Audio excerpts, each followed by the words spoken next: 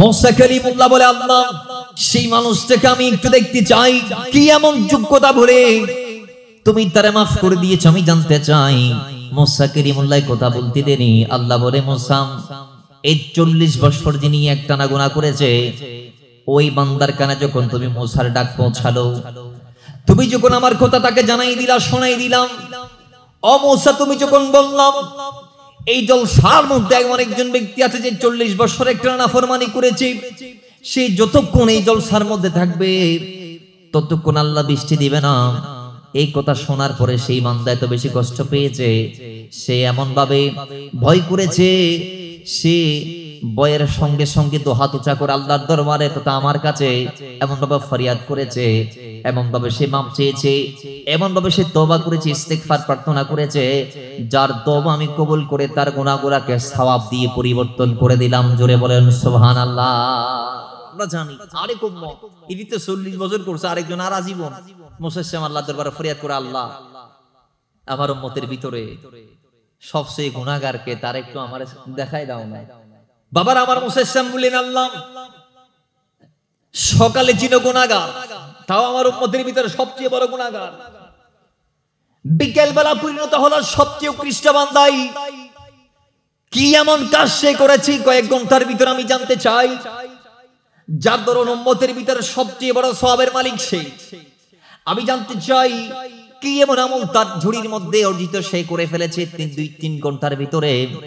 আল্লাহ বলে, মুসা ওই বান্দা তার কন্যা সন্তানকে নিয়ে যখন পাহাড় দিয়ে যাচ্ছিলেন, কন্যারে নিয়ে পাহাড় বাওয়ার পথে, কন্যা নিয়ে পাহাড় দিয়ে যাওয়ার পথে তার সন্তান তার জিজ্ঞেস করে, আব্বা জান, বাবা জান বলুন, বিশাল বিশাল পাহাড় দেখছি, মনে হয় আল্লাহর এই জমিনে পাহাড়েই সবচেয়ে বড়, পাহাড়ের যে বিশাল আর কিছু আসছে নাকি? বাবাজান সঙ্গে সঙ্গে উত্তর দিলেন, মা অবশ্যই এই জমিনের একটি অংশ পাহাড়, পাহাড়কে আল্লাহ পেরাক হিসেবে আমাদের জন্য দিয়েছেন। এই পাহাড় নয়, জমিন নয়, জমিনের মধ্যে স্থল হিসেবে তুমি আমি যা দেখতে পাচ্ছি এর চেয়ে অনেক বিশাল হচ্ছে আল্লাহর দেয়া সাগর। জুড়ে বলেন। আমরা সবাই জানি ভূপৃষ্ঠের 30% হচ্ছে মাটি, 70% হচ্ছে পানি। কথা ঠিক কি না? তার মানে 30% হচ্ছে স্থলভাগ আর 70% হচ্ছে জলভাগ। তাইলে জল রাশি বা সাগর, নদী কিংবা মহাসাগর, এগুলো আমাদের এই স্থলভাগের চেয়ে 3-2.5 গুণ বেশি। কথা ঠিক নেবে? ঠিক। তিনি সেটাই বললেন। এখন সন্তান, কন্যা, ছোট মেয়ে জিজ্ঞেস করে, আব্বা জান এই সাগরের চেয়ে কি বড় কোন সৃষ্টি আছে? আছে। কি? আসমান। সুবহানাল্লাহ বলবেন না? আব্বা জান আসমানের চেয়ে বড় কি কিছু আছে নাকি? আছে। তো কি? তোমার বাবার গুনাহ। জোরে বলেন নাউজুবিল্লাহ। তোমার বাবার গুনাহ।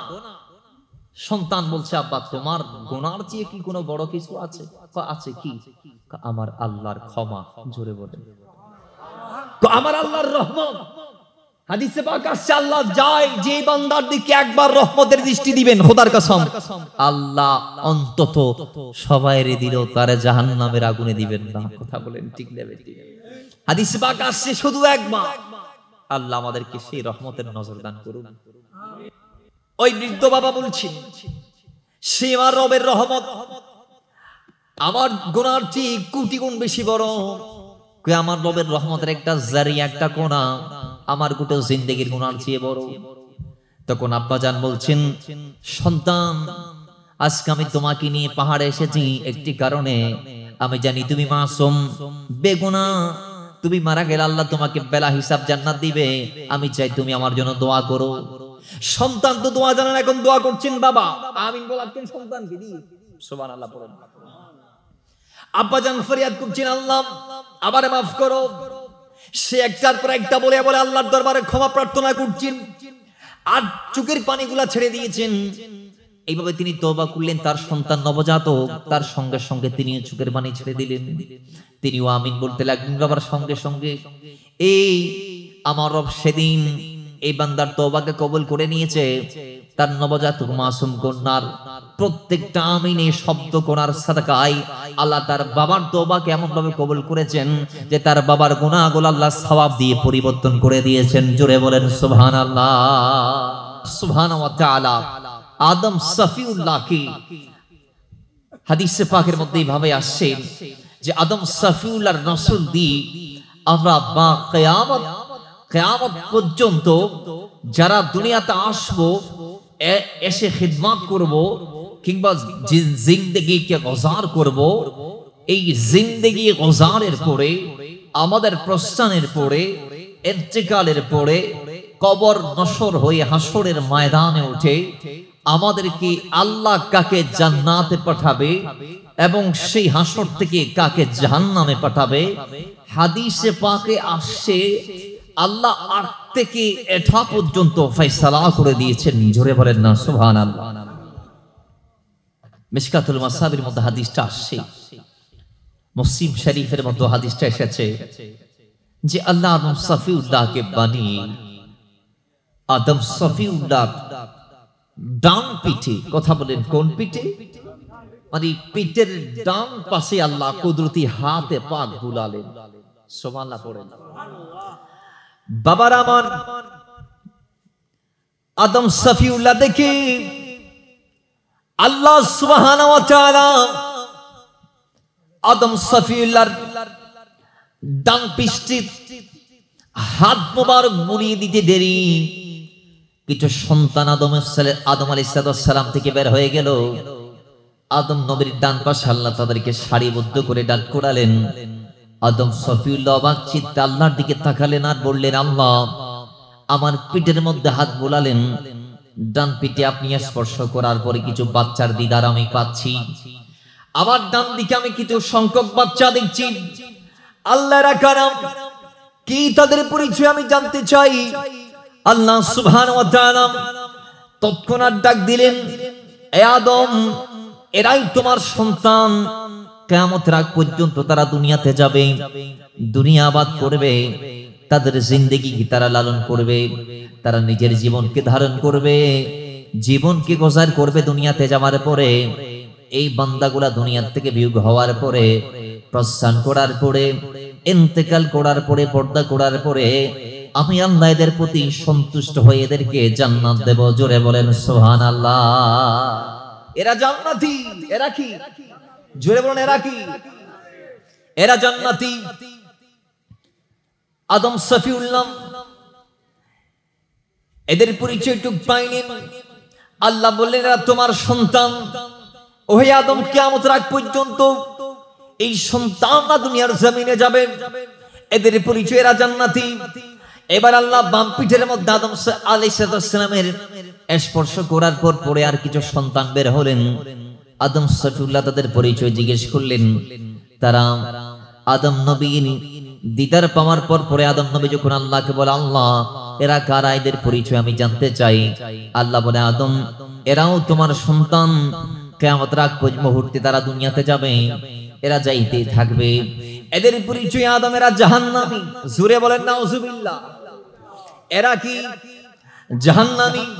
আদম আলাইহিস সালাম এক হাদিসের মধ্যে আমরা এতটুকু পাইলাম, আর এক হাদিসের মধ্যে এসেছে, আর যে বান্দাগুলা আল্লাহর নবীজি সাদ করলেন, আর যে বান্দাগুলা দুনিয়ার জমিনের মধ্যে আসার পরে নেক আমলগুলা করবে, ভালো ভালো আমলগুলা করবে, আমার আল্লাহ এদের আমলের প্রতি সন্তুষ্ট হয়ে এদের তাকওয়া, পরহেজগারিতা, মুত্তাকি, খোদাভীতি, রাসূল প্রীতি এগুলার উপর সন্তুষ্ট হয়ে মহান আল্লাহ এদেরকে জান্নাতুল ফেরদাউস দান করবেন। জোরে বলেন সুবহানাল্লাহ।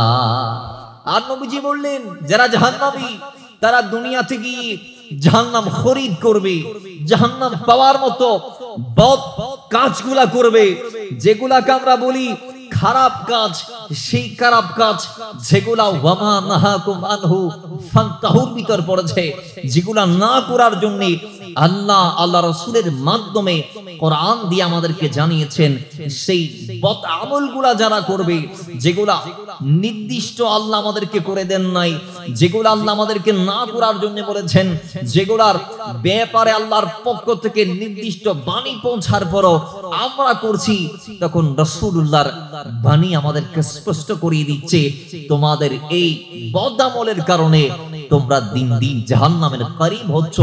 মূলত যদিও দুনিয়াতে এসে আমরা জান্নাত জাহান্নামের জন্য প্রতিযোগিতায় লিপ্ত, কিন্তু কে জান্নাতি কে জাহান্নামী তা মানার পরই আল্লাহ ডিক্লার করে দিয়েছেন। জোরে বলেন সুবহানাল্লাহ।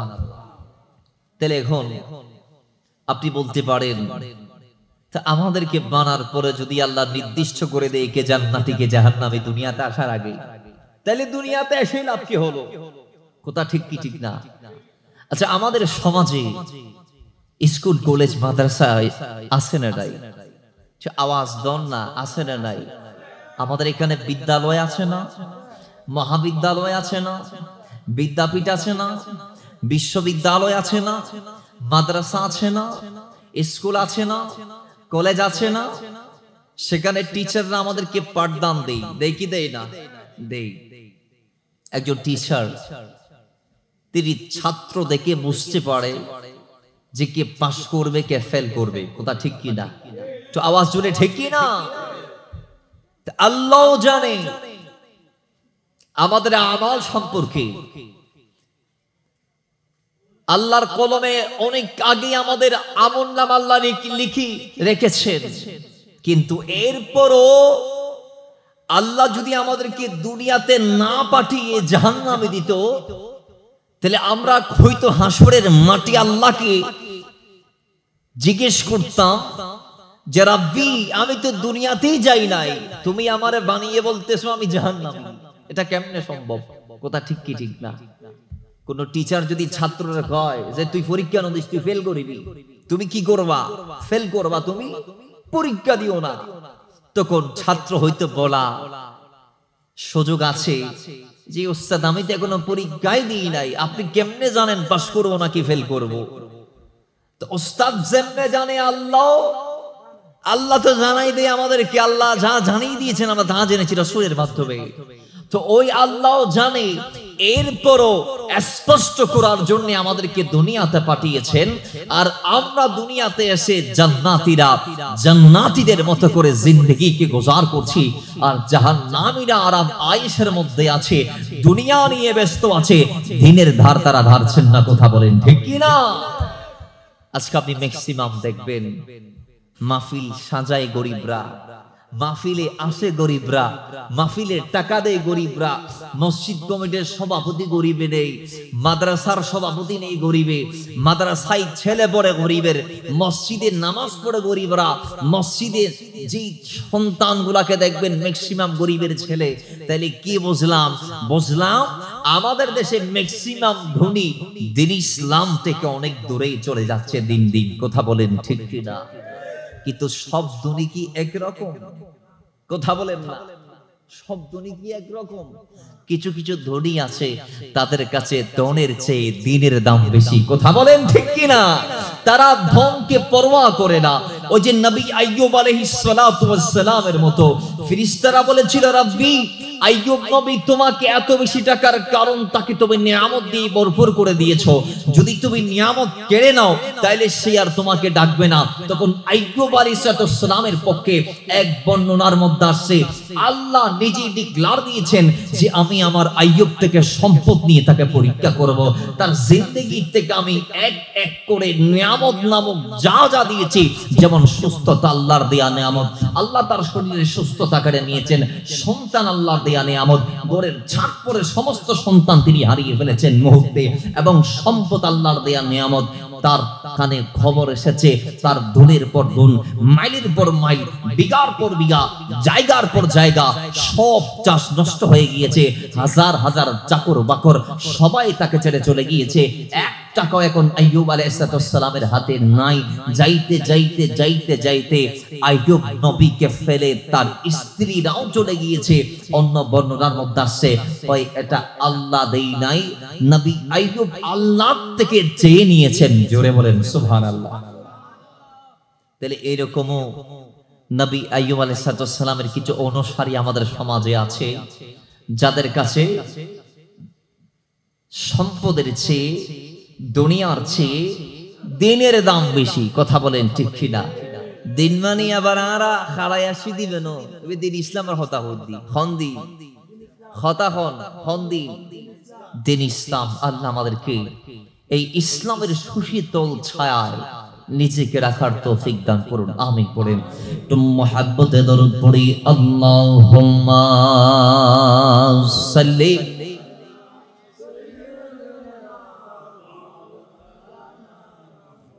ওয়া আলা আলি সাইয়্যিদিনা।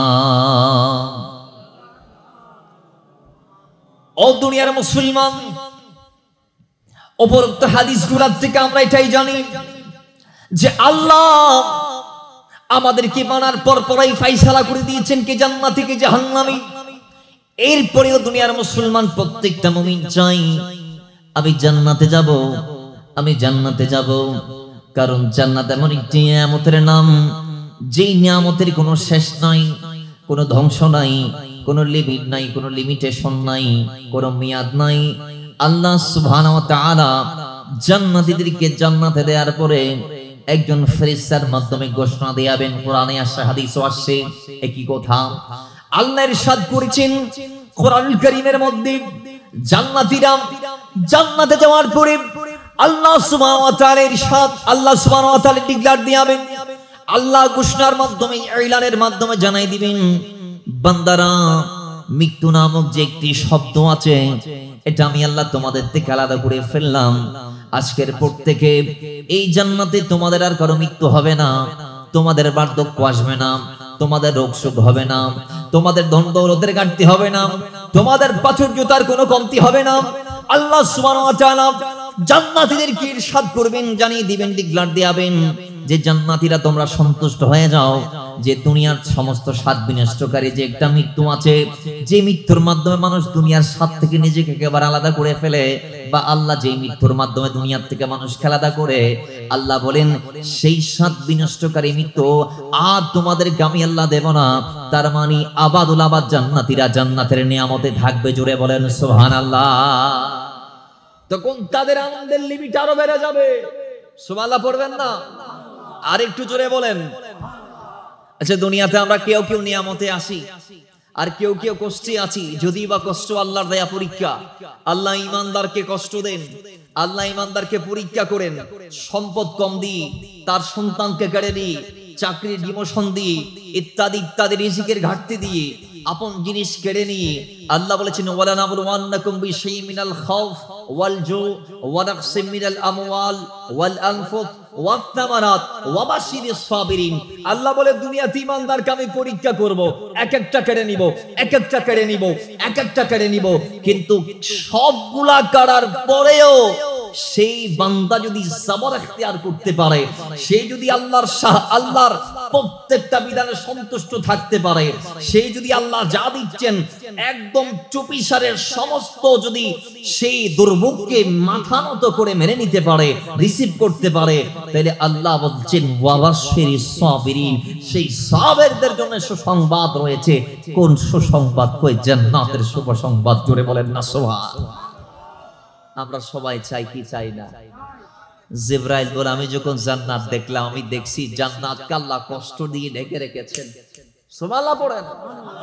জিবরাইল বলে, আমি যখন জান্নাত দেখলাম, আমি জান্নাত দেখে এতটুকু ধারণা করলাম যে জান্নাতের চতুর্পাশে দুর্ভোগ আর দুর্ভোগ, আল্লাহ কষ্ট দিয়ে জান্নাতকে আবৃত করে রেখেছেন।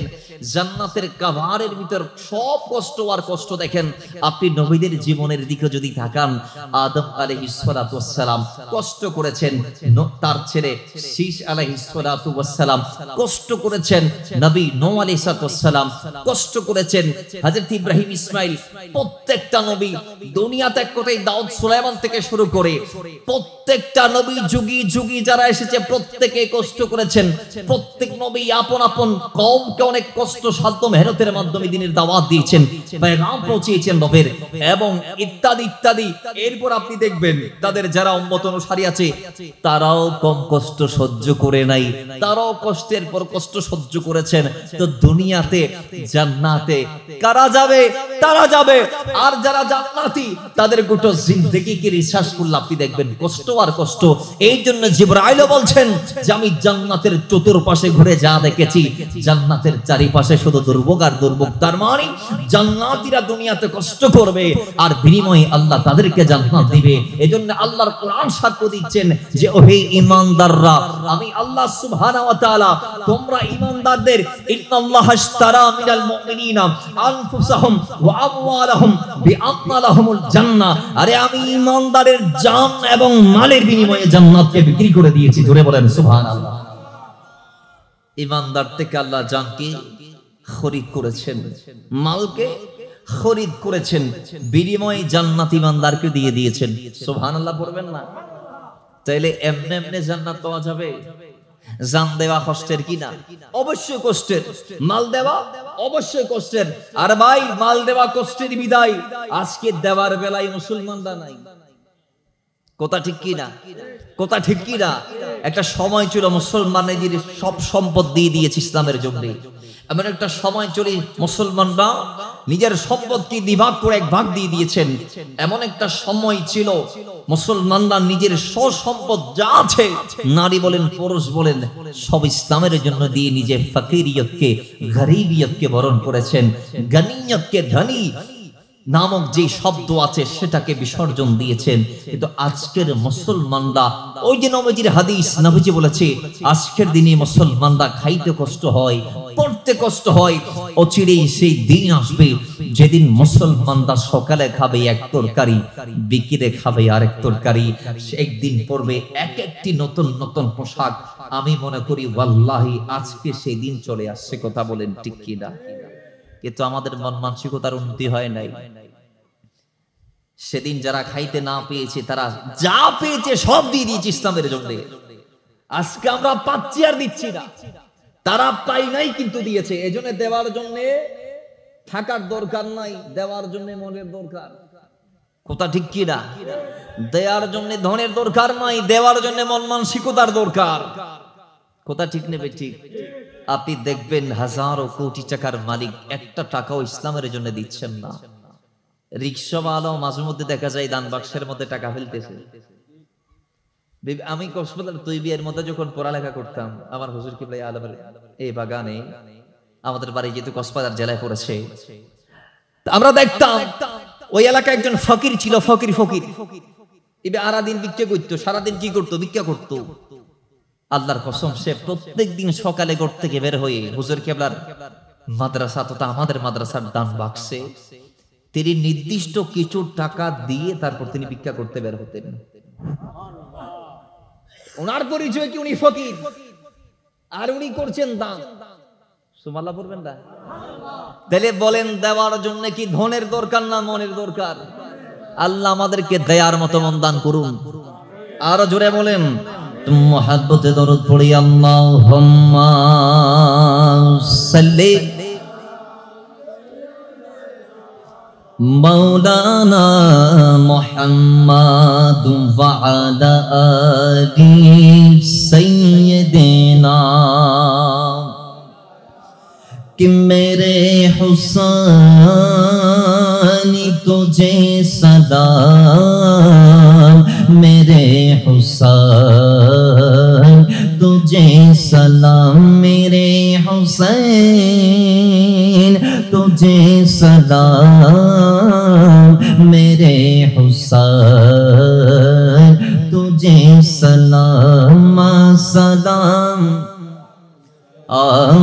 सलाम या हुसैन, सलाम या हुसैन, सलाम या हुसैन, जिसने हक करबला में अदा कर दिया अपने नाना की वादा वफा कर दिया। सभी को चुम उम्मत की तेरी फिदा कर दिया, घर का घर सभी सुपुर्द खुदा कर दिया, सभी कुछ उम्मत की तेरी फिदा कर दिया, घर का घर ही सुपुर्द खुदा कर दिया। उस हुसैन इब्न हैदर पे लाखों सलाम सलाम, सलाम या हुसैन, सलाम या हुसैन, सलाम या हुसैन, मेरे हुसैन तुझे सलाम, मेरे हुसैन तुझे सलाम। अल्लाहुम्मा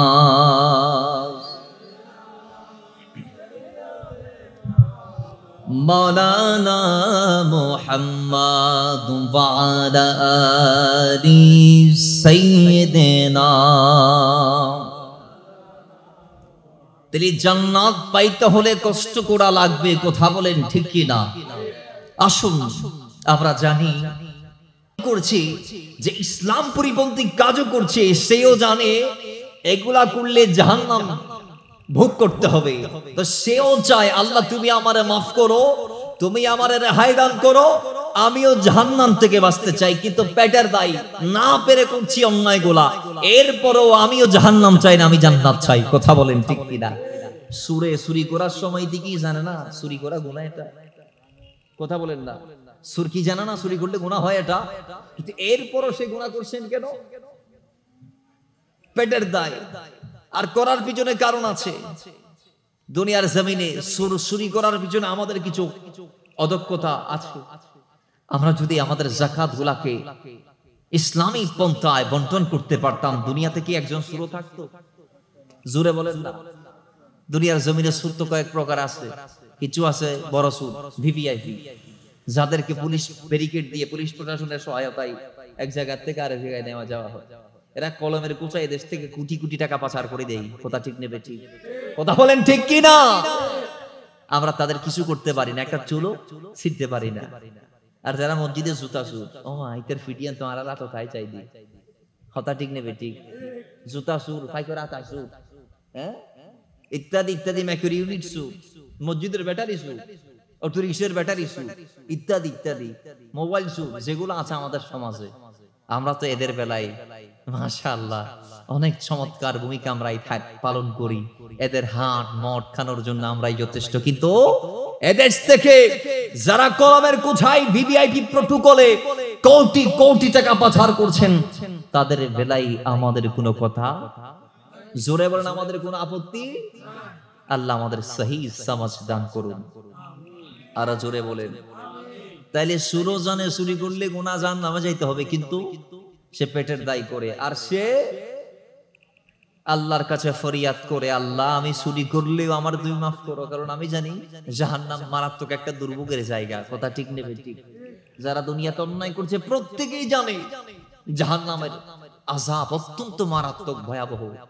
আল্লাহর কোরআন বলছে যেখানে যে জাহান্নামের ইন্ধন হবে মানুষ এবং পাথর, যে জাহান্নামের জ্বালানি হবে মানুষ এবং পাথর, সেই জাহান্নাম এত বেশি গভীর যে উপর থেকে একটা কিছু নিচে ফালালে, নবীজি বলেছেন 70 খিরকার কথা রাসূলুল্লাহ বলেছেন। তার মানে আমরা যদি বৎসরে হিসাব করলে অগণিত বৎসর উপর থেকে নিচে পড়তে লাগবে। আর মাথায় রাখবেন, যদিও আমরা নাম দিয়েছি জাহান্নামের 60টি, কিন্তু জাহান্নাম 60টির ভিতর সীমাবদ্ধ নয়। নবীজি বলেছেন জাহান্নামের 70টি বড় বড় দরজা আছে। কয়টি? এক একজন এক এক দরজা দিয়ে যাবে। যেমন ওয়াইল নামক একটা শাখা আছে, দরজা আছে। ফাওয়াইলুল লিল মুসাল্লিন আল্লাযীনা হুম আন সালাতিহিম সাহুন আল্লাযীনা হুম ইউরাউন। হাদিস আল্লাহর কোরআন বলছেন যে ওয়াইল নামক শাখায় তারা যাবে যারা মানুষকে দেখানোর জন্য সালাত আদা করেছে এবং যারা দুনিয়াতে নামাজ পড়েছে কিন্তু অধিক পরিমাণে ভুল ছিল তাদের নামাজ। এরকম কিছু নামাজই আছে না নাই? এদের নামাজ এদেরকে টেনে টেনে জাহান্নামে নিয়ে যাবে। যারা নামাজ ভুল করে আমাদের সমাজ, আমরা যারা মুসল্লি আছি, আমরা তো নামাজটাই জান্নাতের জন্য পড়ি। কারণ নবীজি বলেছেন মিফতাহুল জান্নাতুস সালাহ, নামাজই জান্নাতের চাবি। as-সালাতু মিফতাহুল জান্নাহ, আমরা সবাই জানি জান্নাতের চাবি হচ্ছে নামাজ। কাল হাসরের মাঠে সর্বপ্রথম কবরে হচ্ছে ঈমানের প্রশ্ন, হাসরে আমলের প্রশ্ন। এজন্য আল্লাহর কোরআনও বলছেন, ওহে দুনিয়ার মানুষ, আমি আল্লাহ তোমাদেরকে বলছি যে ঈমান আর আমল দিয়ে আমি আল্লাহ কবরে আর হাসরে তোমাদেরকে প্রশ্ন করব। সেই ঈমান আমল যার ঠিক আছে, সেই 8টি জান্নাতের যে কোনো একটা দিয়ে প্রবেশ করতে পারবে। জোরে বলেন সুবহানাল্লাহ। আপনি যদি তাকান জান্নাতুল ফেরদাউসের বিবরণ আল্লাহ কোরআনে দিয়েছেন এভাবে, যে সূরা কাহফের 107 থেকে 108 নং আয়াত আল্লাহ বলছেন ইন্নাল্লাযীনা আমানু ওয়া আমিলুস সালিহাত। আল্লাহ বলছেন যারা ঈমান এনেছে এবং সৎ কাজ করেছে, নেক কাজ করেছে, কারাত লাহুম জান্নাতুল ফিরদাউসি নুজুলা, তাদের জন্য আল্লাহ জান্নাতুল ফিরদাউস রেখেছেন। সুবহানাল্লাহ পড়বেন না? এটাই সর্বোচ্চ জান্নাত। তাহলে এটা পাওয়ার জন্য দুটো কাজ, একটা ঈমান আনা, দ্বিতীয় নেক আমল করা, নেক কাজ করা, কল্যাণমূলক কাজ করা। ওই কাজ মা আতাকুমুর রাসূল, যা রাসূল দিয়েছেন, তো নবীজি আমাদেরকে যেগুলা দিয়েছেন সেগুলো আমরা করতে চাই কি চাই না? একটু জোরে বলেন, চাই কি চাই না? এইভাবে একটা আয়াত আমরা জান্নাতুল ফেরদাউসের বিবরণ পাইলাম। দ্বিতীয় জান্নাত জান্নাতুল মাওয়া, এটা পাওয়ার জন্য সূরা সাজদার 19 নং আয়াত আল্লাহ বলছেন আম্মাল্লাযীনা আমানু ওয়া আমিলুস সালিহাত। আবার কি কথা? আল্লাহ বলছেন যারা ঈমান এনেছে এবং নেক কাজ করেছে, ফালাহুম জান্নাতুল মাওয়া নুজুলান বিমা কানু ইয়ামালুন, আল্লাহ তাদের জন্য তাদের এই কাজের প্রতিদান স্বরূপ, তারা দুনিয়াতে গিয়ে যা করেছে তার বিনিময় স্বরূপ আল্লাহ তাদের জন্য জান্নাতুল এই মাওয়াটি নির্ধারিত করে রেখেছেন। জোরে বলেন না সুবহানাল্লাহ। এই জান্নাতুল মাওয়াটি পাওয়ার জন্য আপনাকে আম্মাল্লাযীনা আমানু ওয়া আমিলুস সালিহাত, ঈমান আনার পরে নেক কাজগুলো করতে হবে। তৃতীয় জান্নাত, আরেক আয়াতের মধ্যে জান্নাতুল মাওয়ার কথা আসছে, ওয়ালা কদরা আও নাজরাতান উখরা ইনদা সিদরাতিল মুনতাহা ইনদাহা জান্নাতুল মাওয়া। আমরা সবাই জানি হাদিসে মেরাজ রাসূল গিয়েছে, এটা হচ্ছে সূরা নাজমের 13 থেকে 15 নং আয়াত। নবীজিকে আল্লাহ নিয়ে গেলেন, এক স্তরের পর এক স্তর নবীজি অতিক্রম করছেন। আমার নবী বলছেন আমি যখন গেলাম সিদরাতুল মুনতাহার ওইখানে, তো আমি সেখানে গিয়ে দেখছি যে সিদরাতুল মুনতাহার পাশেই রয়েছে জান্নাতুল মাওয়া। সিদরাতুল মুনতাহা পাশে রয়েছে জান্নাত, ইনদা সিদরাতিল মুনতাহা ইনদাহা জান্নাতুল মাওয়া। কই ওই সিদরাতুল মুনতাহার পাশে রয়েছে জান্নাতুল মাওয়া। তাহলে এখানে আল্লাহ জান্নাতুল মাওয়ার কথা বলেছেন। আগের আয়াতে বলেছেন সেই জান্নাতুল মাওয়ার যদি তোমরা হাসিল করতে চাও, লাভ করতে চাও, সেই জান্নাতুল মাওয়া যদি দাখিল হতে চাও, কদম দিতে চাও, প্রবেশ করতে চাও, তাহলে আম্মাল্লাযীনা আমানু ওয়া আমিলুস সালিহাত, নেক কাজ করবা আর ঈমানটা প্রথমেই আনবা। জোরে বলেন সুবহানাল্লাহ। তৃতীয় জান্নাত হতে জান্নাতুল আদন। আল্লাহ বলেন উলাইকা লাহুম জান্নাতু আদনিন তাজরি মিন তাহতিহাল আনহার। এখানে আল্লাহ সূরা কাহফের 31 নং আয়াতে আল্লাহ জান্নাতুল আদনের কথা বলেছেন। আপনি যদি এই আদন পাওয়ার জন্য এর আগের আয়াতের দিকে তাকান, তাহলে সূরা কাহফের 30 নং আয়াতে আপনি দেখবেন আল্লাহ এই জান্নাতে আদন পাওয়ার জন্যও আমাদেরকে বলেছেন তোমরা ঈমান আনো আর নেক কাজগুলো করো। জোরে বলেন সুবহানাল্লাহ। এরপরে যে জান্নাত আছে সেই জান্নাতটা হচ্ছে জান্নাতুন নাঈম বা দারুন নাঈম। সেই জান্নাত পাওয়ার জন্য আল্লাহ বলছেন সূরা ইউনূসের 9 থেকে 10 নং আয়াতে আল্লাহ বলছেন ইন্নাল্লাযীনা আমানু ওয়া আমিলুস সালিহাত। আবার কি কথা? যারা ঈমান এনেছে আর দুনিয়াতে ভালো ভালো আমল করেছে, কাজ করেছে, তাদের জন্য আইদিহিম রাব্বুহুম বিঈমানিহিম তাজরি মিন তাহতিহাল আনহার ফি জান্নাতিন নাঈম। আল্লাহ বলছেন যারা ঈমান আনার পরে নেক আমল করেছে, রব তাদেরকে নিজ দয়ায় সঠিক পথে রেখেছেন, সঠিক পথ দেখাবেন এবং তাদেরকে প্রবেশ করাবেন তাজরি মিন তাহতিহিমুল আনহার ফি জান্নাতিন নাঈম, এমন জান্নাতে, যে জান্নাতের নাঈমের নিচ দিয়ে আল্লাহ নদী প্রবাহিত করছেন। জোরে বলেন সুবহানাল্লাহ। এই জান্নাতুন নাঈমের ওই কি কথা? আপনি যদি পাইতে চান তাহলে আপনাকে দুটো কাজ, এক ঈমান আনবেন ইন্নাল্লাযীনা আমানু, দ্বিতীয় ওয়া আমিলুস সালিহাত, নেক কাজ করবেন। তাহলে এইভাবে জান্নাতের আরো নাম আছে দারুল মুকামা, দারুল কারার, দারুস সালাম, দারুল খুলদ, প্রত্যেকটা আয়াত আপনি দেখবেন যে আল্লাহ বলেছেন এই জান্নাতগুলা যদি কোনো বান্দা জমিন থেকে পাইতে চায় বা হাসিল করতে চায়, তাকে দুটা জিনিস করা লাগবে। কয়টা জিনিস? আপনারা মনে করতেছেন মনে হয় জান্নাতে যাইতে ফার কাটতে হবে, না, ফার কাটার দরকার নাই। জান্নাত পাবেন মাথা রাইবেন দোবা। আর ইসলাম ইবে এত সহজ ধর্ম, ইবে জান্নাত ফনত্ব বড় সহজ আর হরা হাম নাই। সুবহানাল্লাহ বলুন। জান্নাত পাওয়ার চেয়ে সহজ আর কোনো কাজ হতে পারে না, আর জাহান্নামে যাওয়ার চেয়ে কঠিন আর কোনো কাজ নাই। তার মানে জাহান্নামে যদি আপনি যাইতে চান আপনাকে বারংবার ভুল করতে হবে। কারণ আরে আমার রব তো ওই রব যিনি বলেছেন বান্দা হাজার ভুল করার পরে বান্দা যখন ইস্তিগফার পাঠ করবে, ইস্তিগফার মানে কি? ক্ষমা প্রার্থনা করা।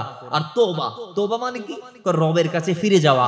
তো বান্দা যখন ইস্তিগফার প্রার্থনা করে আল্লাহর কাছে যখন তওবার মাধ্যমে ফিরে যাবে, তখন আল্লাহ বলছেন আমি আমার বান্দার তওবার মাধ্যমে তাকে এমন ভাবে পৌত পবিত্র করব যে আগে যেগুলা গুনাহ ছিল সেগুলাকে আমি সওয়াব বানিয়ে দিব।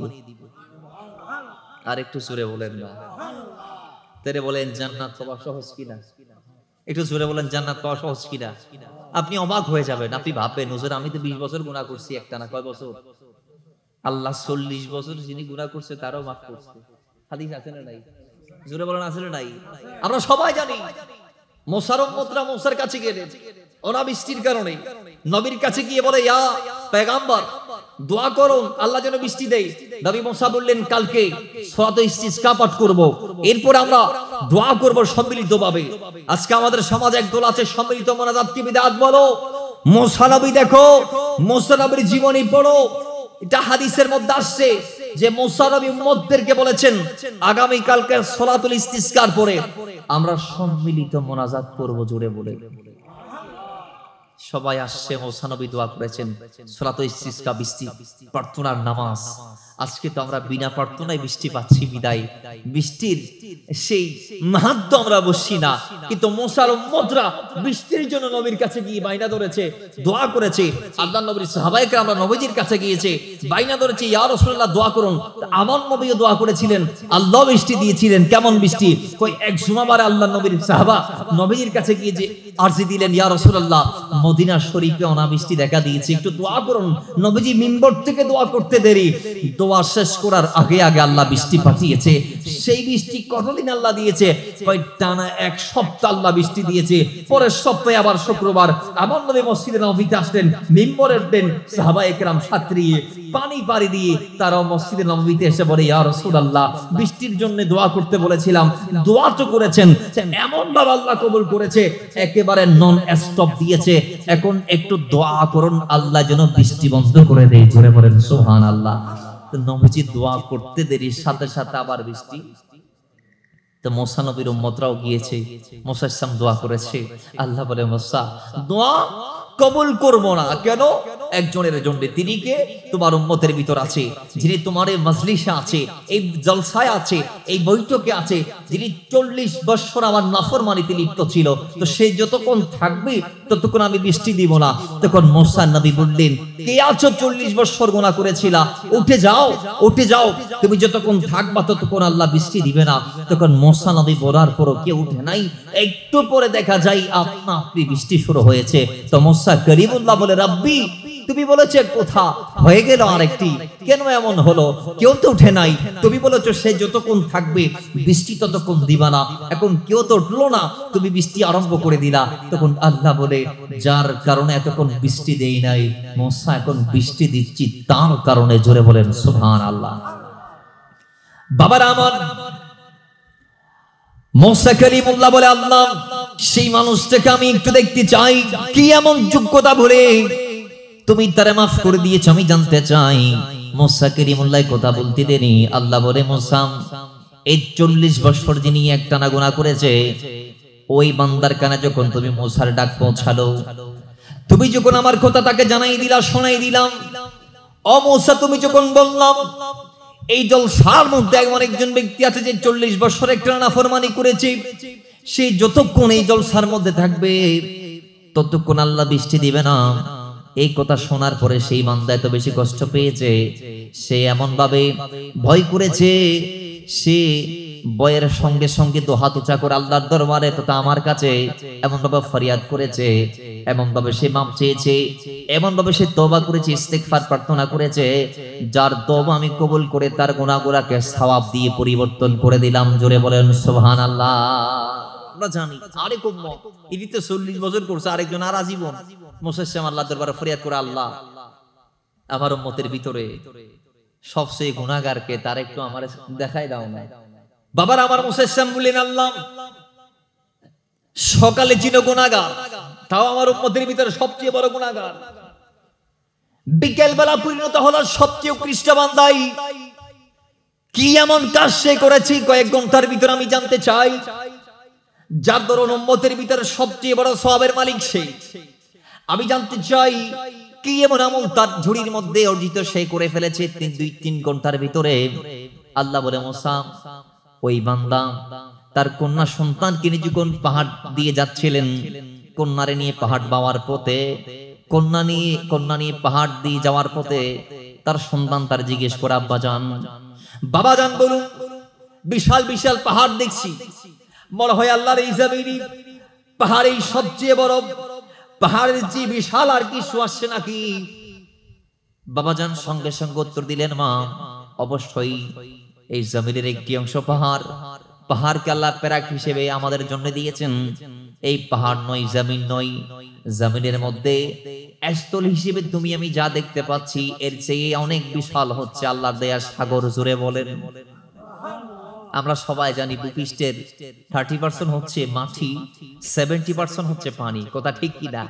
তার মানে 30% হচ্ছে স্থলভাগ আর 70% হচ্ছে জলভাগ। তাইলে জল রাশি বা সাগর, নদী কিংবা মহাসাগর, এগুলো আমাদের এই স্থলভাগের চেয়ে 3-2.5 গুণ বেশি। কথা ঠিক নেবে? ঠিক। তিনি সেটাই বললেন। এখন সন্তান, কন্যা, ছোট মেয়ে জিজ্ঞেস করে, আব্বা জান এই সাগরের চেয়ে কি বড় কোন সৃষ্টি আছে? আছে। কি? আসমান। সুমালা বলবেন না? আব্বা জান আসমানের চেয়ে বড় কি কিছু আছে নাকি? আছে। তো কি? তোমার বাবার গুনাহ। জোরে বলেন নাউজুবিল্লাহ।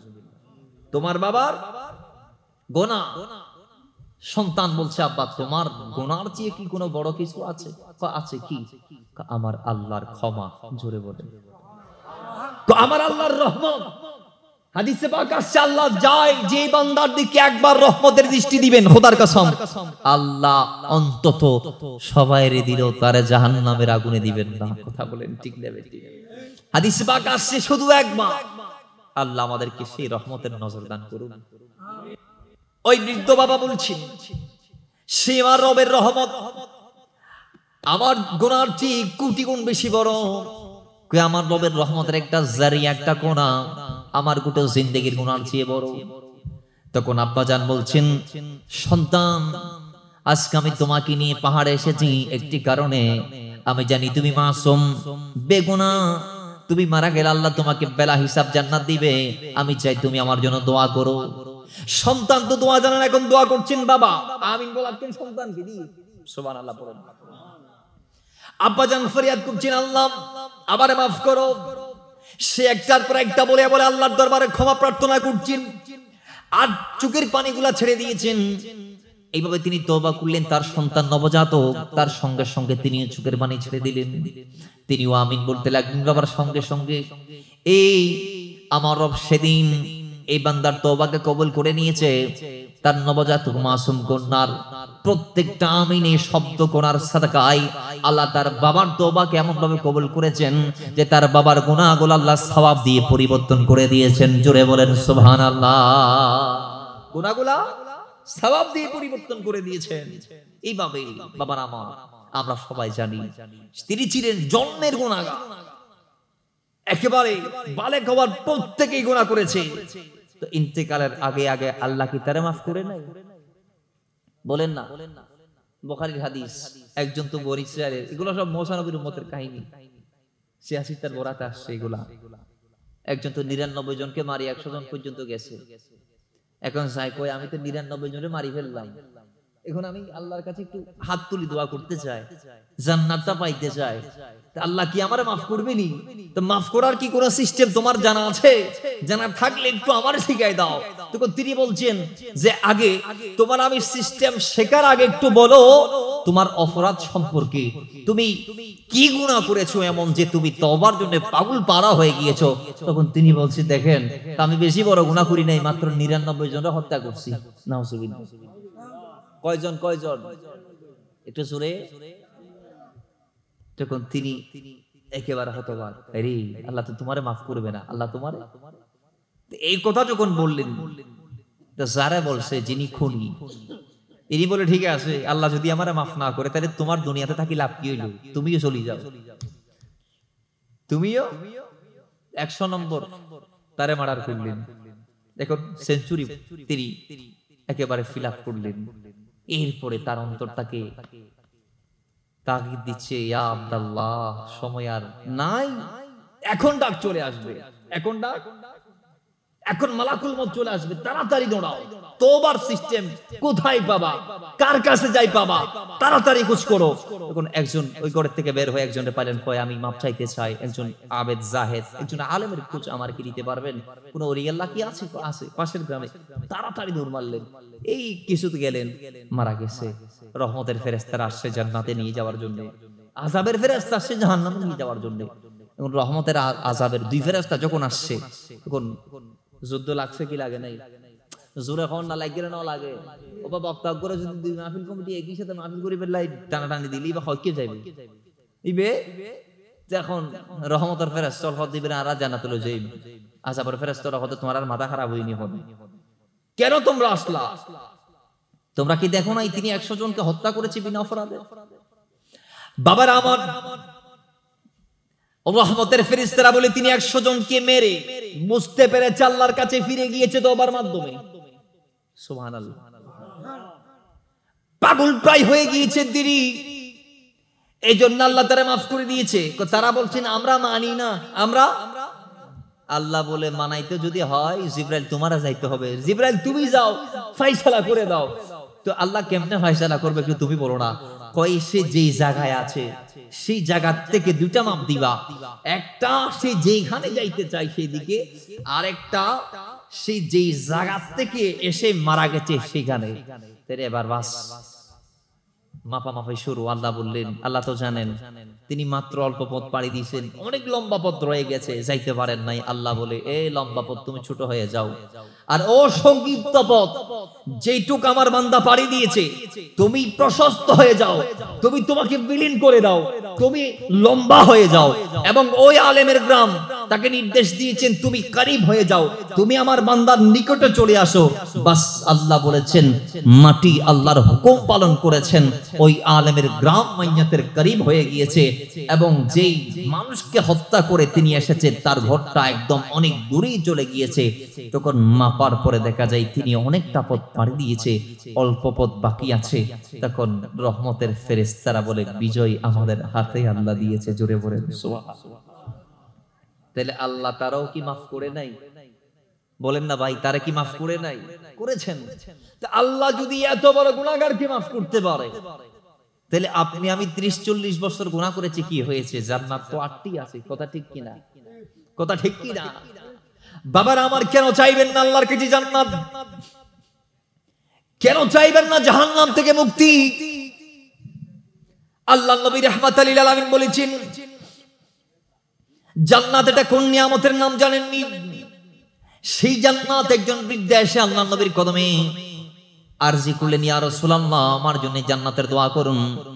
নবীজি বললেন, আমি দোয়া করতে পারি, কিন্তু একটা জিনিস আপনাকে জানতে হবে যে এই বৃদ্ধা, স্মরণে রাখেন, কোন বৃদ্ধা জান্নাতে যাবে না।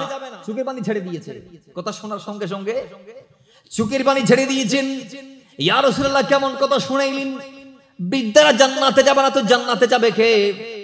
আমার নবী বললেন, বৃদ্ধারা জান্নাতে যাবে না, কারণ প্রত্যেকটা বৃদ্ধা দুনিয়ার থেকে বৃদ্ধ অবস্থায়, দুনিয়ার থেকে শেষ নিঃশ্বাস ত্যাগ করলেও আমার আল্লাহ তাকে জান্নাত দিবেন যৌবন কালের বয়স দিয়ে। জোরে বলেন সুবহান। কোন কালের বয়স দিয়ে? যৌবন দিয়ে আল্লাহ প্রত্যেককে জান্নাতে পাঠাবেন। আমাদের দুনিয়ার সমাজে আমরা তো অনেকে হতাশায় ভুগি। হাদিসে পাক আসছে, জান্নাতি ব্যক্তিদের উচ্চতা হবে 60 হাত। কয় হাত? কথা হন না, 60 হাত। 60 হাত। আদম আলাইহিস সালাম হদ্দুল লম্বা ছিল 60 হাত। নারাসি ডেঙ্গে ভাষায়, কিন্তু শুদ্ধতে 60। কত জোরে বলেন না, কত? 60। সে 60 হাত লম্বা। বাবার আমার, বা 60 গজ। যাই হোক, আল্লাহ আমাদের কি যোগ্যতা এতটুক লম্বা করবেন এবং সুন্দর কেমন দিবেন। আমাদের সমাজে তো অনেকেই হতাশার মধ্যে ভুগি, যে আমার চামড়াটা কেন সুন্দর হইল না, আমার চামড়াটা কেন সুন্দর হইল না। নবীজি মেরাজের রাতে বলছেন, আল্লাহ সৌন্দর্যকে 100 ভাগ করে, সৌন্দর্যকে আল্লাহ 100 ভাগ করে আমি লাইলাতুল আসরাতে দেখেছি, মেরাজের রাতে দেখেছি 99 ভাগ ইউসুফ নবীকে দিয়েছেন। কাকে দিয়েছেন? সৌন্দর্যকে আল্লাহ 100 ভাগ করে 99 ভাগ ইউসুফ আলাইহিস সালামকে দিয়েছেন, আর 1% দিয়েছেন গোটা আলমের সবাইকে, আলামের সবাইকে। কিছু কিছু বর্ণনার মধ্যে আসছে, কই সৌন্দর্যকে আল্লাহ 2 ভাগ করে 1 ভাগ ইউসুফকে আর 1 ভাগ গোটা দুনিয়াকে। সুবহানাল্লাহ বলেন। তাহলে ওই ইউসুফ নবী কেমন সুন্দর, যাকে দেখে মিশরের নারীরা লেবু কাটতে গিয়ে হাত কেটেছে। কথা বলেন, লেবু কাটতে গিয়ে হাত কেটেছে।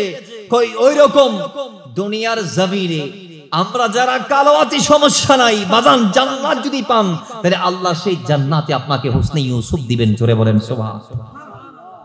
দুনিয়াতে আমাদের ভিতরে কিছু অসুস্থ রোগী আছে, আছে না নাই? জোরে বলেন, আছে না নাই? আছে। আমাদের একটা চিন্তা যে হায়রে দুনিয়ার জমিনে আমি তো ওষুধ খাইতে খাইতে আমার গোটটারে ফার্মেসি বানাই ফেললাম, ডাক্তারের পিছনে পিছন দৌড়াইতে দৌড়াইতে আমার অর্ধেক আয় আছে। আছে না নাই? কথা বলেন, আছে না নাই? আমরা হতাশার মধ্যে ভুগি যে কেন আমার এত অসুখ, এত পীড়াপিড়ি আমার উপর কেন আসে।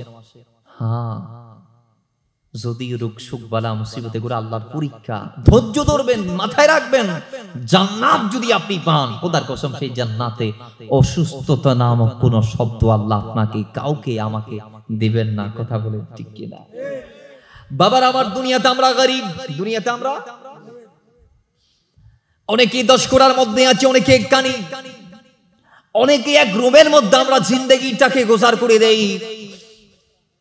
অনেকে আবার 3-4 তলা একেবারে আমরা নির্মাণ করি, শৌচ প্রাচীর নির্মাণ করি, প্রাসাদ বানাই। কিন্তু আমরা ম্যাক্সিমাম অল্প এক কাঠের জায়গায় আমরা জীবন ধারণ করি। অনেকে আমরা কয়জনে ঘরের মধ্যে বেডরুম আলাদা আলাদা করতে পেরেছি, কয়জনে ড্রয়িং ডাইনিং করতে পেরেছি, কয়জনে দুনিয়াতে প্রাসাদ নির্মাণ করতে পেরেছি।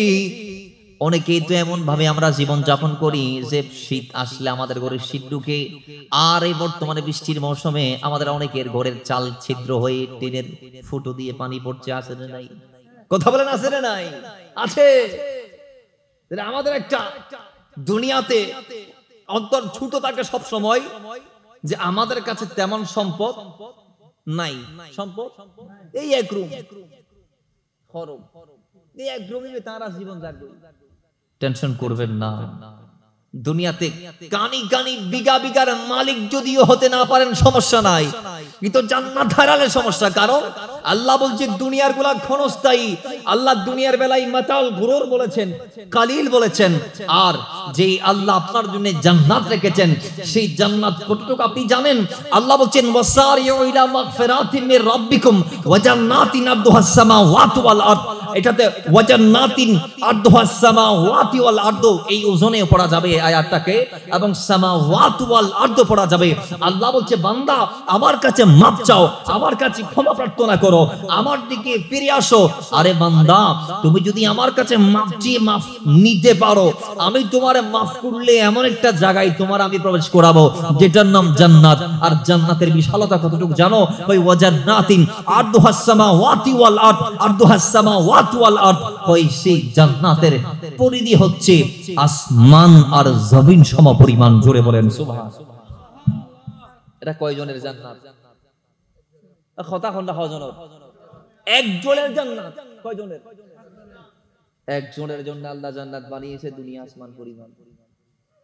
তো যারা দুনিয়াতে জান্নাতের চিন্তা বাদ দিয়ে দুনিয়ার চিন্তা করতেছেন, হক হালাল বাদ দিয়ে ভাইয়ের হক মারি দিচ্ছেন, বোনের হক মারি দিচ্ছেন। হ্যাঁ, আপনি শিক্ষিত 4 ভাইয়ের ভিতরে, বাকি 3 ভাইকে মাথায় টুপি পরালেন, আপনি তাদের সম্পদগুলো হাতিয়ে নিলেন। আপনার বাকি ভাইগুলা জানেও না, তারা বিদেশে আছেন, আপনি দেশে আছিলেন। আপনার বাবার ইন্তেকালের আগে আপনার বাবার আপনি বোঝাই সোজাই তিলে দিয়েছেন, তারা জানেও না বাবার সম্পদ কোথায় কতটুকু আছে। সন্তান দাইন বাবা তুমি বুঝা লও না, বা অভাব তোমার সম্পত্তি হঠাৎ ভদ্র আছে কই দো অনেক নকয়।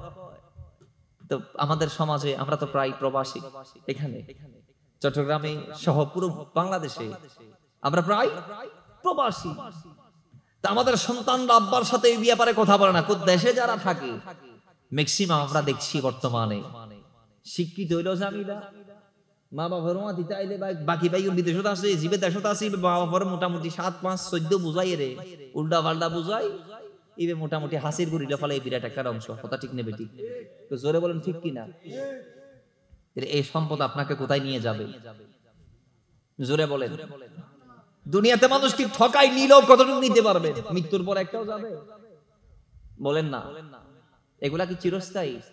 মনে করেন আপনি বুর্জাল খলিফা বানাইলেন, অথবা বুর্জাল আরব আপনি বানাইলেন, অথবা জমজম টাওয়ার আপনি বানাইলেন, অথবা বাংলাদেশের সবচেয়ে বড় বিল্ডিং ঢাকায় যেটা আছে সেটা আপনি বানাইলেন। সেই বিল্ডিং কি আপনার কবর আপনি নিয়ে যাইতে পারবেন? কিংবা আপনার ইন্তিকালের পরে কি আপনাকে সেই বিল্ডিং এ রাখা হবে? এর কোথায়? ওই ফকির যেখানে আমি আপনি মিসকিনও বাদশাহ এমপি মন্ত্রী মিনিস্টারও সবার জন্য একই জায়গা। তাহলে বুঝতে হবে যেগুলো আপনি রোজগার করছেন সেগুলা যদি হারাম হয়ে, আপনি যদি আধিক্যতার লোককে যদি হারাম উপার্জনকে বেছে নিয়ে সেগুলাকে যদি আপনি হাসিল করতে থাকেন, কিন্তু মাথায় রাখবেন ইন্তেকালের পরপরই কোন সম্পদ আপনার কোনো কাজে আসবে না, বরং অন্যায় ভাবে সেগুলাকে হাসিল করার জন্য আপনাকে আবাদ জাহান্নামের আযাব ভোগ করতে হবে। কথা বলেন ঠিক কিনা? এজন্য বাবারা আমার, হালাল খাবেন, কম খাবেন, অল্পতে তুষ্টি থাকবেন, খেয়ে আল্লাহর শুকর আদায় করবেন। সর্বাবস্থায় নিয়ামত পেয়ে যদি আল্লাহর শুকর আদায় করতে পারেন, আল্লাহ সুবহানাহু ওয়া তাআলা বলে, বান্দা আমি তোমারে এমন একটি সবরের ধৈর্যের ফলস্বরূপ আমি তোমার এমন একটি জান্নাত দেব, যেই জান্নাত দুনিয়ার চেয়ে বড়, আসমানের চেয়ে বড়। জোরে বলেন সুবহানাল্লাহ। আসমান জমিনের চেয়ে বড়। দুনিয়াতে আমরা আছি অনেকে গরিব, খাইতে পারি না মন মতো ফল ফ্রুটস, বাজারে তো ফ্রুটসের দোকান, আমরা কি খাইতে পারি? আল্লাহর কসম জান্নাতে গেলে সেখানে আপনার যেটা খাইতে মন চাইবে। এক সাহাবী তো আমার নবীকে বলছে, ইয়া রাসূলুল্লাহ, গোড়া আমার বেশি পছন্দ, গোড়া আমার আরো বেশি।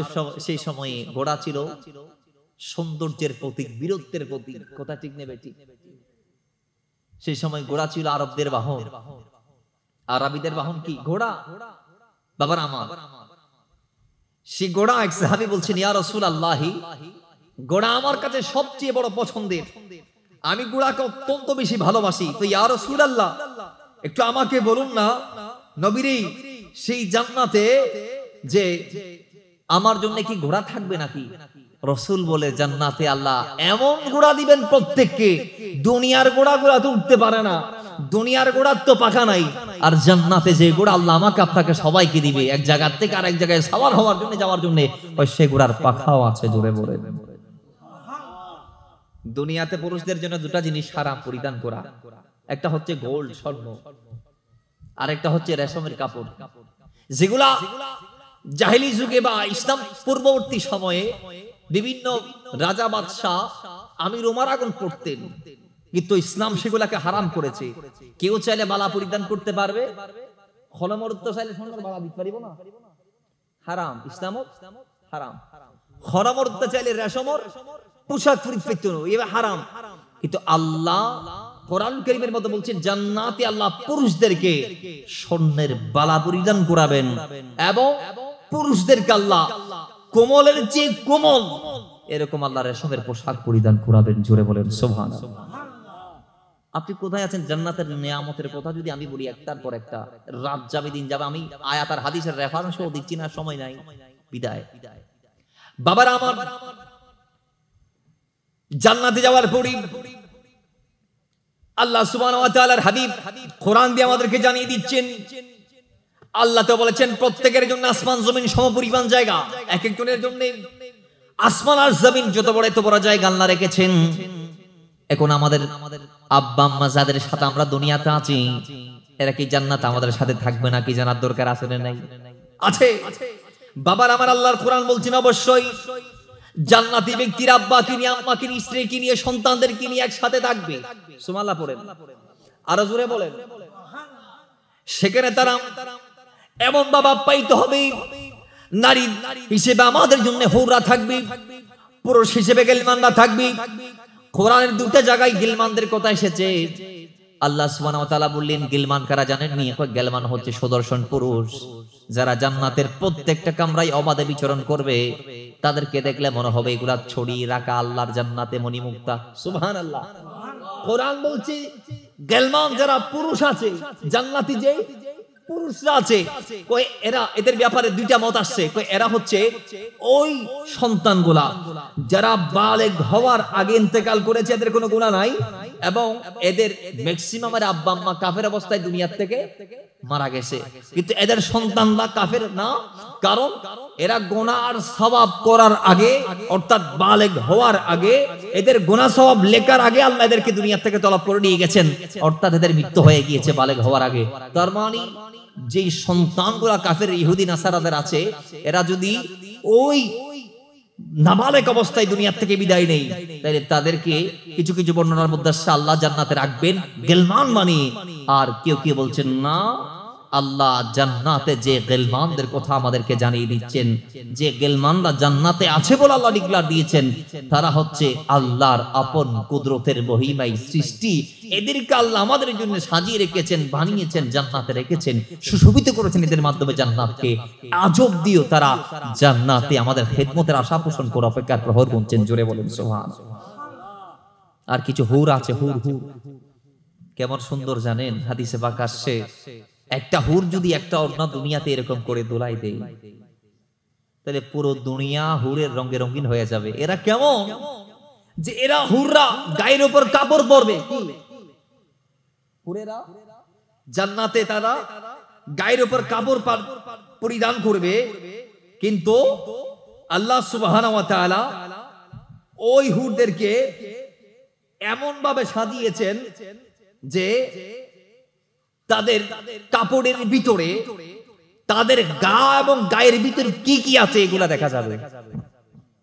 সুমালাপুরি আর একখানা বড় করি হরণ আরেক বর্ণনা দায়িত্ব দে এতারা ফানি হাই বোধে ফানি হন্দি হন্দি ঢুকে ইন গোলার বাদ দিত দেখতে পারিবে না বড় করি হরণ। সুবহানাল্লাহ। আরেকটু জোরে বলেন না। তাহলে এমন সুন্দর সুন্দর সৃষ্টি। তবে হ্যাঁ, অনেক বর্ণনা আসে জান্নাতে আমাদের স্ত্রীরাও যাবে, হুরদের সাথে আমাদের স্ত্রীদের বাহাস হবে। বাহাস, তারা বলবে আল্লাহ আমাদেরকে বানিয়ে রেখেছো কেমন ভাবে? আল্লাহর কোরআন বলছে হুরদেরকে আমি আল্লাহ এমন ভাবে বানাইলাম যে এদেরকে জান্নাতীদের আগে কোন মানুষ বা কোন জিন টাচ করে নাই, চোখেও দেখে নাই। জোরে বলেন। তার মানে কোন জিনে পর্যন্ত তারা টাচ ন করে হন মানছে, এটার কোন জিনে ন দেখে হন মানছে। ওই হোরেরা বলবেন আল্লাহ আমাদেরকে বানায় রাখছো এর জন্য, কিন্তু এর স্ত্রী তো আমাদের সাথে ঝামেলা করতেছে। বাবা হদ এবার আন জামাই তোমারা কিল্লারে ডিস্টার্ব করতে লাগবে, এখন কি জমা। তখন আল্লাহ ফাইসালা করে দিবেন কি? আল্লাহ বিচার করবেন, হোরদেরকে বলবেন অবশ্যই তাদের স্ত্রীরাই তোমাদের চেয়ে দামি, কারণ তারা দুনিয়াতে তাদের স্বামীর মন ভরে খেদমত করেছে। কিন্তু আমাদের সমাজে সব নারী কি আর মন ভরে স্বামীর খেদমত করে নেই? কিছু কিছু নারী আছে তারা যাদের স্বামী বে মন ভরি আর খেদমত করো, কথা ঠিক নেবে ঠিক। কিছু কিছু ভাবি আছে দে ইতারা সাথে আর বদল ইতারা আর মন ভরি কি করো খেদমত করো। দিল হইল তো নবইন খন্ডিল্লান ফুরিব। নিজেকে স্বামীর জন্য বিলীন করতে হবে। নবীজি বলছেন নিজের ইচ্ছাকে বিলীন করে দাও, স্বামীর জন্য নিজের ইচ্ছাকে বিলীন করো, নিজের চাওয়াকে বাদ দিয়ে দাও। স্বামী যা বলে তা করো, যা চাই তা মানো, এবং স্বামী যেভাবে বলে সেভাবে চলো। জোরে বলেন না সুবহানাল্লাহ। বাবার আমার আল্লাহ বলবেন আজকে বাহাসের মধ্যে বিজয়ী হবে স্ত্রীরা। কারণ কি? কারণ একটাই, স্ত্রীরা স্বামী যখন মাঠ থেকে ঘরের মধ্যে আসতো, স্ত্রীরা স্বামীদের খেদমত এমন ভাবে করতো, তারা তাদের ঘামগুলা মুছে দিত, গামছা নিয়ে দাঁড়িয়ে থাকতো, পানির গ্লাস নিয়ে স্বামীর মুখে তুলে দিত। এজন্য আজকে আমি আল্লাহর বিধান আমি বলে দিলাম যে আজকে স্ত্রীরা তাদের স্বামীদেরকে পাবে, কারণ তাদের স্ত্রীরা দুনিয়ার জমিনে স্বামীদের মন ভরে খেদমতের আঞ্জাম দিয়েছে। জোরে বলেন সুবহানাল্লাহ। মন ভরে খেদমত করেছে, এরাই আজকে পাবে। তো তোমরা কি করবা? ওই তোমরা তাদের স্ত্রীদের খেদমত করো, তোমরা হার গোলামি করো, এটার স্ত্রী হলোর গোলামি করো, বড় করি ফরম সুবহানাল্লাহ। সেই জান্নাতের কেমন নিয়ামত, কেমন নিয়ামত বাবার আমার। সেই জান্নাতে নবীজি বলছেন এমন একটি পানীয় আছে যার নাম হচ্ছে হাউজে কাউসার। সুবহানাল্লাহ পড়বেন না? নাম কি? হাউজে। আল্লাহ সবাইকে পান করাবে। সেই জান্নাতের সবচেয়ে বড় নিয়ামত কোনটা জানেন? সেই জান্নাতের সবচেয়ে বড় নিয়ামত, আমরা যদি বলি বয়স, যৌবনকাল, বার্ধক্য আসবে না, বৃদ্ধকাল হবে না, থুতু ফেলতে হবে না, খাওয়ার পরে প্রস্রাব পায়খানায় যাইতে হবে না, আপনার কোনো পীড়া রোগ হবে না, যেমন চাই আপনি পান করতে পারবেন। জান্নাতে শরাব মদ আল্লাহ জায়েজ করে দিবে, স্বর্ণকে জায়েজ করে দিবে, রেশমের পোশাক পরতে পারবেন, বিছনাকে ইচ্ছামতো করে আপনি সেটআপ করতে পারবেন। আপনার বিছনা দুনিয়াতে বহুত কোটিপতিও না পারে, অক্সিজেন যুক্ত বিছনায় তারা বদকিয়া বানাই নফারের সময় সুযোগ নরবাটি আল্লাহ গাছতি, কিন্তু আপনি চাইলে জান্নাত আপনার বিছনাটাকে, সেটা তো নাতিশীতোষ্ণ হবে, সেখানে তো আপনার কদমের নিচ দিয়ে নদী প্রবাহিত হবে। এরপরও আপনি যদি চান আমার বিছনা একটু মাটির থেকে দেখাত উপরে উঠুক, সঙ্গে সঙ্গে উঠে যাবে। আপনি যদি চান এই বিছনার মধ্যে শুয়ে শুয়ে, আল্লাহর কোরআন তো বলছে সেই বিছনার মধ্যে হেলান দিয়ে জান্নাতীরা একে অপরের সাথে কথা বলবে, মোলাকাত করবে, সেখানে ভাব আদান প্রদান করবে, একসাথে থাকবে। তো ওই বিছনা আপনি যদি চান, আমি বিছনার মধ্যে বসে আছি, এই মুহূর্তে একটা আঙ্গুরের ফোঁটা আমার সামনে আসুক, আল্লাহর কসম হাজির হয়ে যাবে। জোরে বলেন হুরি গেলমান। গেলমানদের দায়িত্ব কি? ওই পুরুষ জান্নাতের, এদের দায়িত্ব কি জানেন? কই আপনার থালা বাসন ধোয়া। সুবহানাল্লাহ পড়বেন না? কই এরা জান্নাতের প্রত্যেকটা ব্যক্তির কামরায় অবাধে বিচরণ করবে। এদেরকে কেউ বাধা দিবে? এদেরকে দেখলে মনে হবে এগুলা মণিমুক্তা, এগুলা মণিমুক্তা। তো মণিমুক্তা মানুষ দেখলে এগুলা নিতে চায় না। হন নাওয়া মণিমুক্তা দিলে মানুষ তো গম নলায়, এতে আরো দিলে গম লাইবু। সুবহানাল্লাহ পড়ুন আর একটু জোরে বলেন মুহাব্বতে দরুদ পড়ি, আল্লাহুম্মা সাল্লি মাওলানা মুহাম্মাদ ওয়া আলা আলি সাইয়্যিদিনা।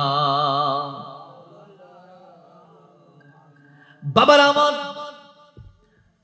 জান্নাতীরা যখন জান্নাতের মধ্যে প্রবেশ করবেন, আল্লাহর নবী রাহমাতুল লিল আলামিন বলেন, আমার আল্লাহ বলেছেন জান্নাতীরা জান্নাতে প্রবেশ করে জান্নাত দেখার পরে এক বাক্যে তারা বলবে এটা এমন জান্নাত যে জান্নাতের কথা আমরা কোনোদিন কল্পনাও করি নাই। আচ্ছা, জান্নাতের কথা কোরআনে আছে না নাই? হাদিসে আছে না নাই? কিন্তু আল্লাহ বলছেন জান্নাতীরা জান্নাতে গিয়ে অবাক হবেন।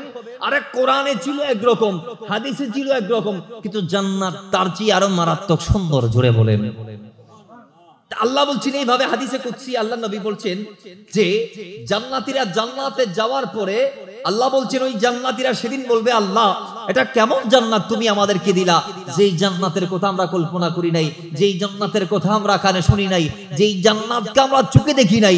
এত সুন্দর জান্নাত, এত সুন্দর জান্নাত, এত সুন্দর জান্নাত। জোরে বলেন না সুবহানাল্লাহ।